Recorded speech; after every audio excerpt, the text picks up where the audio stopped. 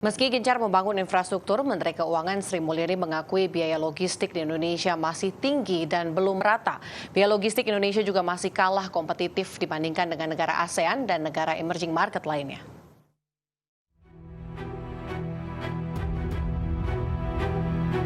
Di tengah upaya pemerintah yang gencar membangun infrastruktur terutama jalan tol di sejumlah daerah, Menteri Keuangan Sri Mulyani mengakui Indonesia sampai saat ini masih memiliki pekerjaan rumah besar dalam menurunkan biaya logistik.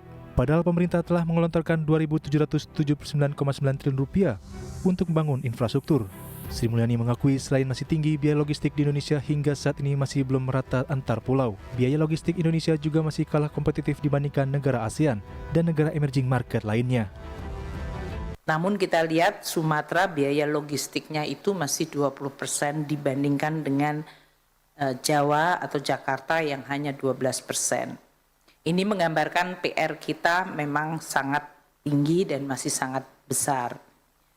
Kita juga perlu untuk terus memperbaiki logistik indeks kita, performance index kita, serta dari sisi cost of logistik di Indonesia yang masih kalah kompetitif dibandingkan negara-negara ASEAN atau negara-negara emerging yang lain. Sri Mulyani menyebut kinerja logistik Indonesia secara umum menurun.